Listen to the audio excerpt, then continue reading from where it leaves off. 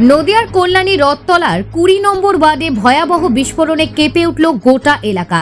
একটি বাজি কারখানায় ঘটে ভয়ঙ্কর বিস্ফোরণ। ইতিমধ্যে মৃত্যু হয়েছে 4 জন মহিলার, আশঙ্কাজনক অবস্থায় আরও কয়েকজন। বিস্ফোরণের তীব্রতায় বাড়িঘর কেঁপে ওঠে, আতঙ্ক ছড়িয়ে পড়ে গোটা এলাকায়।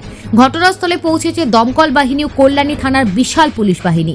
উপস্থিত হয়েছে নদিয়ার রানাঘাট পুলিশ জেলার এসপি, বিজেপির বিধায়ক অম্বিকা রায় ও চাকদার বিধায়ক বঙ্কিম হাজরা।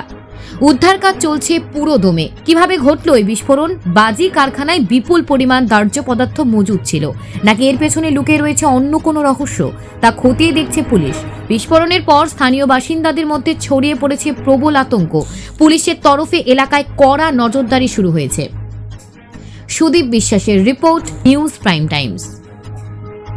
বাজিতে কাজ করতো, মালটা বাড়তো করতো। কি শুনেছেন কি আপনারা? আমি শুনলাম ভাজিতে আগুন ধরে আসলাম মাকে দেখার জন্য। নাম কি আপনার মায়ের? আমার মার নাম বাসন্তী চৌধুরী। ঠিক আছে, পরে তুলো। বলছি অ্যাকচুয়ালি আমি এখানে প্রেজেন্ট ছিলাম না, যতটা জানতে পারলাম যে এখানে একটা বাজি ফ্যাক্টরি ছিল আর কিছু হয়তো সার্কামস্ট্যান্সেসের এগেনস্টে আগুন লেগেছে, আর যার জন্য মানে প্রায় আমি যতজনকে দেখলাম 4-5 জন তো মনে হয় অ্যাটলিস্ট মারা গেছে। মানে কিভাবে লাগলো আগুনটা? সেটা তো এখনো জানা যায়নি, পুলিশ কাজ করছে দেখা যাচ্ছে। আপনি কোথায় থাকেন মূলত? আমি এখান থেকে জাস্ট আমার বাড়ি হাঁটতে প্রায় 5 মিনিট, তো যখন হয় আওয়াজ টাওয়াজ শোনা যায়। এটি কি কোনো বাজি ফ্যাক্টরি ছিল বা এখানে কি কোনো বাজি বানানো হ্যাঁ হতো? হ্যাঁ, বাজি বানানো। লোকাল হিসাবে এইটুকু জায়গার মধ্যে কোনো যাতায়াতের ব্যবস্থা নেই, জলের বন্দোবস্ত নেই, কি বলবেন? এখানে পলিটিক্সের ব্যাপারে কিছু বলতে চাই না, কেন মানে এটাই বলবো যে এইটুকু এলাকায় পুলিশের অ্যাটলিস্ট স্টেপ নেওয়া উচিত ছিল, যে এরকম একটা জায়গায় কি করে অ্যালাউ করে যে এরকম একটা এত বড় বাজি ফ্যাক্টরি হচ্ছিল আর পুলিশের কোনো জানা নেই, কিছু নেই। তা আর এখানে কি আরো বাজি ফ্যাক্টরি হ্যাঁ, রয়েছে? অনেক আছে এখানে। মানে চারিদিকে দেখা গেলে ঘরে ঘরে ঘরে ঘরে এবার কেউ বানাচ্ছে, ঘরে বানাচ্ছে, কারণ আর সেফটি প্রিকশন ছাড়া বানানো হচ্ছে, ওটাই ব্যাপার। আপনার নাম? আমার নাম পাপাই। আপনি থাকেন কোথায়? আমার এখানেই বাড়ি, জাস্ট হেঁটে 5 মিনিট, এখানে পরের গলিতে। ঠিক আছে। আমার নিজস্ব একটা ভাগ্নি, সেই ভাগ্নিটা মানে আমার ছোটো বোনের মেয়ে এসে নাকি দেখ পেটের অভাবে কাজে এসেতে দেখি আমি কাজ থেকে যে মানে মারা গেছে। হ্যাঁ, এই ছুটে আসলাম, এসে তো দেখতে পাচ্ছি না তো আমার ভাগ্নি কোথায় আছে, কী আছে না আছে, শুনলাম নাকি বলে হাসপাতালে নিয়ে গেছে, এইটুকুই জানি। কত বছর ধরে চলছিল এই বেআইনি কারখানা? এই বেআইনি কারখানা কবে চলছে জানি না, কিন্তু আমার ভাগ্নিটা মানে এই আজকে 2 মাস মতো হলো, 2 মাস হলে কাজে এসে, কিন্তু এই কারখানাটা বেআইনিভাবেই চলছিল। আজকে যদি বেআইনিভাবে না চলে, আর তাছাড়া পুলিশও তো কোনো মানে এসে দেখাশোনা যে বেআইনিভাবে কেন চলছে, তারা এসে তো একটু দেখাশোনা করতে পারতো, দেখতো কেন এইভাবে চলছে। আর আমরা তো করি, হ্যাঁ, যার জন্য পেটের অভাবে মানে কাজে এসছে। হ্যাঁ, আজকে যে আর এই ঘটনা হয়ে যাবে তো কিন্তু আমরা ধারণা করতে পারি। কত নম্বর ওয়ার্ড কল্যাণী? এটা রথতলার মোড়ে, কল্যাণী রথতলা এটা। হ্যাঁ, এটা কল্যাণী রথতলা।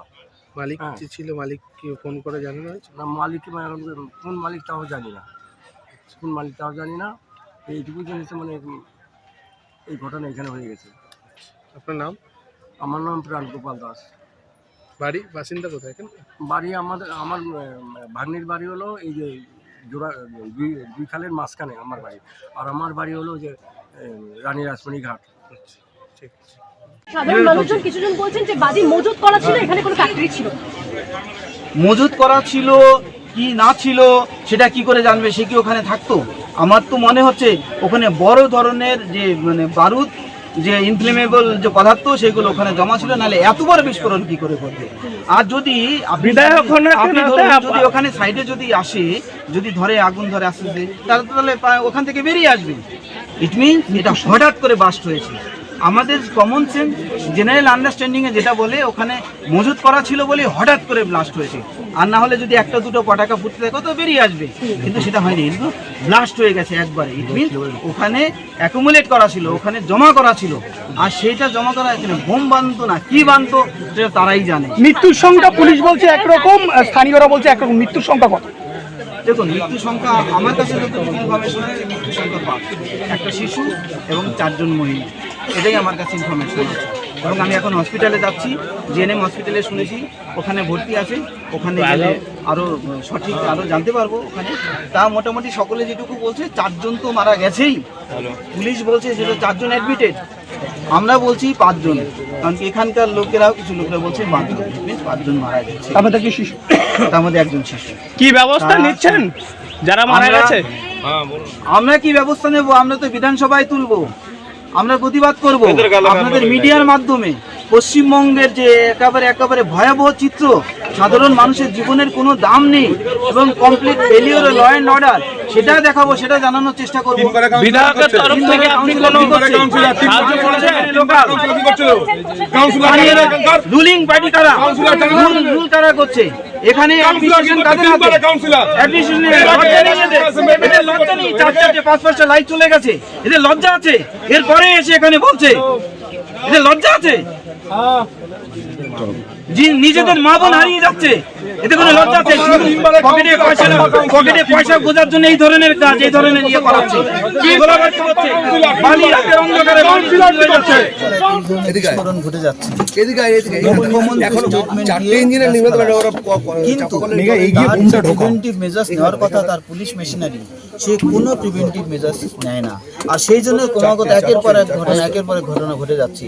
সাধারণ মানুষ যারা নাকি খেটে খায়, পেটের দায়ে এখানে কাজ করতে এসেছে, মহিলারা এমনিতেও বাই ল কোনো মহিলা বা শিশুরা এই ধরনের হ্যাজার্ডাস এরিয়াতে কাজ করার কথা নয়, কিন্তু এখানে বাজির ফ্যাক্টরির মতন ফ্যাক্টরি, যেখানে হাইলি ইনফ্লেমেবল, যে কোনো সময় বিস্ফোরণ করতে পারে, সেইখানে এই ধরনের কাজ করছে। আর তার জন্য যে ন্যূনতম প্রিভেন্টিভ মেজার্স নিচ্ছে না, এরা বলছে লাইসেন্স ছিল, কিন্তু আমার তো মনে হয় না এখানে লাইসেন্স হওয়ার কথা। যদি লাইসেন্স থাকে কি করে লাইসেন্স দিল? কারণ কি এখানে তো লাইসেন্স থাকার কথা, এখানে ফায়ার টেন্ডার ঢোকে না। আর যদি লাইসেন্স না থাকে তাহলেই বা কি করে এখানে, এখনো পর্যন্ত জানা গেছে 4 জনের মৃত্যু হয়েছে, 1 জন মারা গেছে। ভাবা যায় মানে কোথায় আমরা রয়েছি? ফায়ার টেন্ডার ঢুকতে পারছি না, পাশে আশেপাশে বাড়ি, ঘন জনবসতি, এখানে তারা কতটা ভালনারেবল হতে পারে?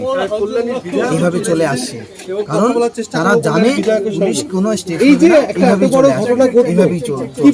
সাধারণ মানুষের, পশ্চিমবঙ্গের মুখ্যমন্ত্রীর ইমিডিয়েটলি স্টেপ ডাউন হওয়ার কথা।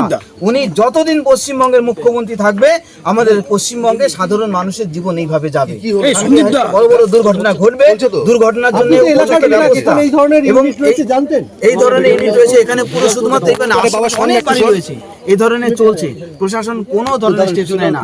ঠিক সেরকম এই পাশ দিয়ে সমস্ত রাতের অন্ধকারে মানে ট্রাকের পর ট্রাক, শয়ে ট্রাক বালি চুরি হয়ে যাচ্ছে, কোনো স্টেপ নেয় না প্রশাসন। সমস্ত কিছু জানে, জানি এইখানে এই বাড়িতে বাজি তৈরি হয় সেটা আমার জানা নেই, কিন্তু আশেপাশে এরিয়াতে প্রচুর বাজি ফ্যাক্টরি আছে, কারো লাইসেন্স নেই।